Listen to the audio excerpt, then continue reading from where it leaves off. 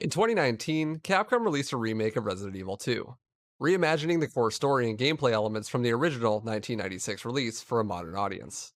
Gone were the fixed camera angles and tank controls in favor of more contemporary mechanics. In my opinion, this is a smart move on the part of Capcom, extending an olive branch to the fans of the early Resident Evil games while giving the fans of 4, 5, 6, and 7 a chance to experience one of the original RE games in a more action-oriented format. The game was a critical and commercial success, and Capcom quickly followed up with a remake of Resident Evil 3 just a year later. The RE3 remake used the same graphics and engine from RE2 Remake, but added a dodge mechanic to replicate the shoving mechanic from the original Resident Evil 3. So Resident Evil fans got two games in less than 2 years, reimagining the beloved originals. Everyone was happy and we all enjoyed these games as we waited for the release of RE8, right? Wrong. While the Resident Evil 2 remake had its share of critics, the remake was overwhelmed by negative reviews, and while Capcom has not shared the official sales data, it's probably safe to assume that it lagged behind its predecessor in that department as well. But why? Why is there such a big difference in how these games were perceived, despite their many shared characteristics? Moreover, why were people so willing to overlook Resident Evil 2's flaws and ignore the ways in which the remake improved upon it? To answer that question, we should go back and examine how we got to this point.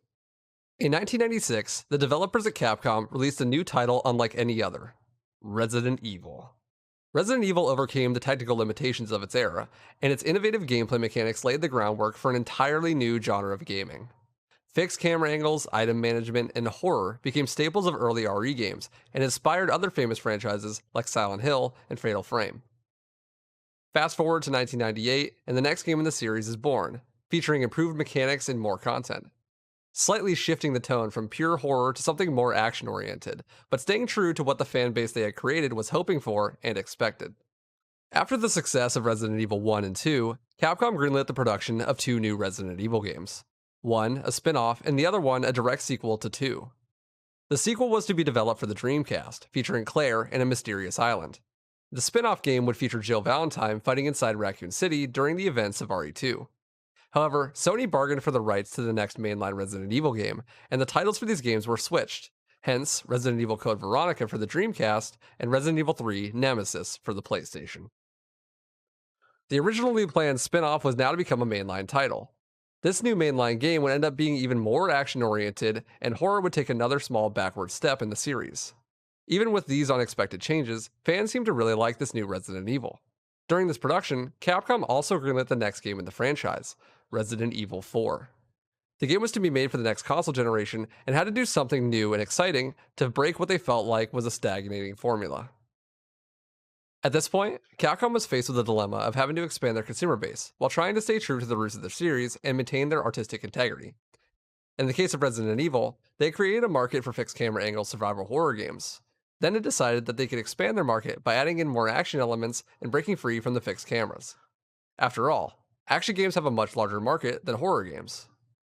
During this transition, I believe Capcom found an excellent balance between the old and the new, the perfect mix of action and survival horror, in the form of Resident Evil 4. Resident Evil 4 once again revolutionized the games industry. Both mechanically and visually, the game broke barriers in gaming that reverberate to this day.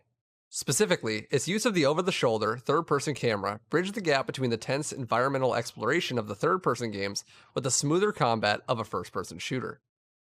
Fans of the earlier games were less impressed with RE4's new mechanics and commercial success. What happened to the fixed cameras? Where's my horror? Why the hell is Leon suplexing monks and spewing one-liners? Where's everyone going? Bingo? A lot of fans were left feeling alienated by the franchise's new trajectory, but Capcom was just getting started. In 2009, Capcom released the next mainline game in the series, RE5. The horror elements were almost removed entirely, and the game played like a buddy co-op action romp. It confirmed fans' worst fears that the series that they fell in love with was well and truly dead.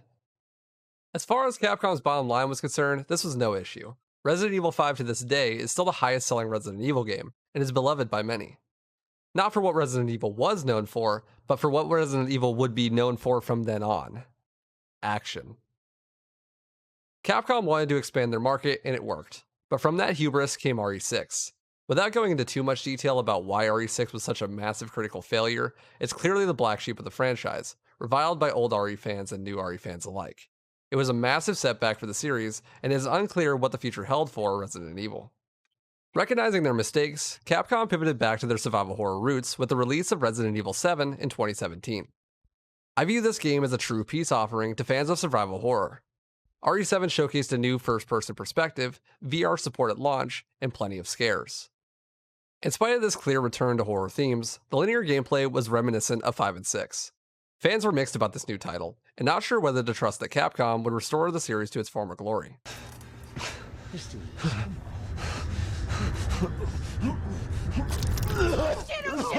he's not eating it, Jack! He's not eating it! Shut the hell up, Marguerite! For him! This is all to say that the Resident Evil franchise is a divided one. There are core fans who revere the survival horror genre, and there are fans whose primary experience with the franchise has been with the action-oriented games starting with 4. For better or worse, every RE game from 7 onward has to navigate this dynamic. Which brings us to the remakes of Resident Evil 2 and 3. In the case of RE2 Remake, Capcom seemed to successfully appease both of their fan bases. Though it was by no means a one-to-one recreation of the original game, core survival horror fans had very few complaints, and gameplay was polished and well-suited to the needs of the modern gamer. Only a year later, the much-anticipated RE3 Remake is released. Almost immediately, it earns the collective scorn of the Resident Evil community. Negative user reviews flooded in, and the game was treated as a betrayal on the level of RE6. From Capcom's perspective, this is probably a huge shock, considering 3-Make was built upon the skeleton of a very well-received 2-Make. What was the difference in quality of these games? Why is there such a drastic difference between the reviews of these very similar titles? Negative reviews of RE3 Remake tend to key in on one or two specific criticisms. Firstly, the game was not long enough to justify the $60 price tag. And secondly, the game cut too much content from the original, specifically the clock tower section, many of the puzzles, and side bosses. These two criticisms are interlinked. The game is considered too short in part because it left out some content from the original. The logic being that if the game had been a one-to-one recreation of the original, it would have been significantly longer, and that Capcom was just too lazy to do a proper remake. Let's take this first criticism separately, the price. 5 hours long for a first playthrough is very short, and for a $60 game, it's understandable that some would be upset by this. But let's put that into context. Initially, the only difficulties available to you are Assisted, Standard, or Hardcore. If you just played through the game once on Standard or Assisted and stopped, you missed out on hours and hours of gameplay. You have to beat the game on Hardcore in order to unlock Nightmare mode. If you beat the game on Nightmare, you unlock Inferno. These two difficulties, while they don't alter the player's path through the game, completely change enemy strength, positioning, and type. The scarcity of resources, which is a hallmark of survival horror genre, adds another layer of difficulty when trying to cope with waves of paleheads and brainsuckers. Compare this method of handling difficulty to the RE2 remake.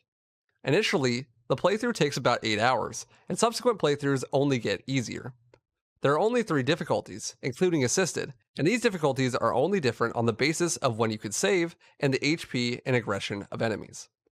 Enemy placement and item placements are unchanged.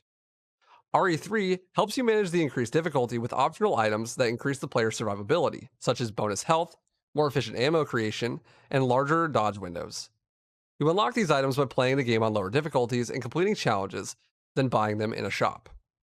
Using these mechanics, players can gradually increase the difficulty of the game until they master it by beating Inferno mode with none of these bonus items. Personally, my first Inferno playthrough took me about 3 times longer than my first Standard one, and that's with having beaten the game already 4 times.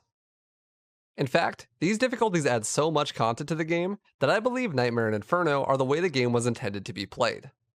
Take Final Nemesis for example. On hardcore difficulty and below, he's a pushover, a mere bug beneath Jill's combat boots. On Nightmare and Inferno, however, he suddenly transforms into a huge ass-kicking machine, and the only true test of the player's mastery of the dodge mechanic. If you spent $60 on Resident Evil 3, only to beat it once on Standard, you missed out on a unique, challenging experience that actually recalls the core elements of survival horror, along with 25 hours or so of additional gameplay. This is to say nothing of Project Resistance, because fuck Project Resistance, but it does exist. Now on to the second criticism, regarding cut content. Where's Mercenaries? What about costumes? New Game Plus? B scenarios? For better or worse, Project Resistance takes the place of Mercenaries, / Fourth Survivor, New Game Plus is effectively replaced by the item shop, which allows you to unlock special weapons like the Hot Dogger, a supercharged knife, and a handful of infinite ammo weapons.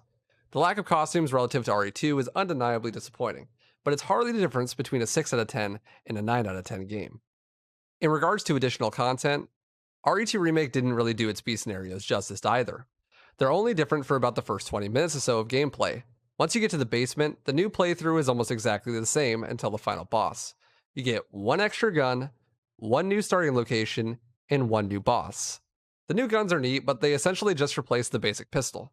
The new starting location is just a few sets of stairs, and the new boss is just a large wall that slowly crawls towards you at the end of the game. Definitely worth at least one playthrough, but there's no earth-shattering changes and no difference in difficulty. Negative reviews of RE3 Remake fixate on the clock tower and gravedigger, ignoring that 2make cut out a real boss fight with a crocodile, spiders, almost the entirety of the second scenario, all interactions between that second scenario, and most of the story beats. Both of these remakes made intentional decisions to cut certain content and add in their own content to form their own identity. In this regard, 3make was more successful than 2make. Bitch can't even swim. With RE3 Remake, Capcom set out to make a fast-paced, highly replayable, action horror game with a high skill ceiling for those who choose to master it. They accomplished this in a very tight development window, which should be to their credit. This game feels more polished, and there are no obvious bugs, and the voice acting is excellent. Don't you like that in a man? No thanks. He's all yours. By comparison, 2make didn't bother to fix their well-known broken knife, that you could scrape across every single boss in the game like a washboard while it writhed helplessly on the ground.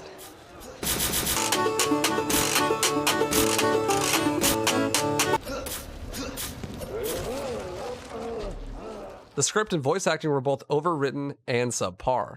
It's also neither particularly challenging as an action game or particularly tense as a survival horror game, especially after your first playthrough. The Resident Evil 2 Remake is not a bad game by any stretch of the imagination, but as we've established, the RE3 Remake improved upon its deficiencies and created a fun, challenging gameplay experience that serves as a bridge between survival horror games of the franchise past with the action games of the present, without betraying its roots. So, we return to the question asked at the beginning of the video. Why was RE2 Remake praised and RE3 Remake reviled? The first explanation is that RE3 was burdened by the expectations placed on it by its predecessor. But as we have established, 2make wasn't shy about cutting content, and Capcom themselves gave several indications about what they were going to do with Remake. They explicitly said that they were going to make it very different from the original, more so than 2make was. They also stated that their original content and old content mixed together to create their own interpretation of RE3. They delivered on this promise, yet it was viewed as a betrayal. Imagining what a game would have been like with certain elements from the original game, or lamenting that the game was rushed because something wasn't included, is, in my view, an example of unfair criticism. There are a few different ways to view a piece of art from when reviewing it. There is the personal perspective, i.e., I didn't like this because it was not what I'm looking for and not to my tastes. And the other, which is the perspective of its goals, i.e., this game was meant to be scary, but is not, therefore it is bad. I understand why people explain that they don't like something from a personal perspective. It's because it is personal to them, and they were probably asked how they felt about it. But art is all about perspective. Whether you like a piece of art or not is all about circumstance and expectations. If you go into a comedy movie expecting to be scared, you will obviously be disappointed. But that doesn't necessarily make the movie bad. It can be a great movie, maybe even the funniest movie ever made, but you wouldn't have enjoyed it because you were expecting a horror movie. If you were to then write a review of the movie on Rotten Tomatoes saying it was the worst movie you had ever seen because it wasn't scary at all, that wouldn't be very fair now, would it? No matter what the reason is, though, the fact that the content you wanted from the original game is not in the remake is not a fair justification for calling the game bad, or reviewing it poorly. Is it disappointing for the fans of the original game? Undoubtedly. However, I don't think it's fair to overlook anything the game does well just because of this. It's an excuse people use to justify not giving RE3 Remake a chance on its own merits. This brings us to the second explanation, and this is a problem that permeates all of gaming. Things change over time, and that needs to be okay. Fans of the Resident Evil franchise have seen the series take dramatic shifts as it adapts to an ever-changing landscape, and not every change has been welcome. The RE3 remake clearly struck a nerve and reopened old wounds, causing fans to imagine a bleak future for the franchise. Skepticism is healthy, but pessimism is not. In the case of RE3 Remake, I believe fans have overlooked the many causes for optimism: better storytelling, more attention paid to pacing, and a focus on replayability. Capcom will continue to push this series in new directions, and we should hope that they learn the correct lessons from RE3 Remake. Otherwise, we'll be stuck in a never-ending hell loop of remakes and remasters, doing the exact same thing over and over, never evolving the meta of gaming. That seems like a very bleak future to me.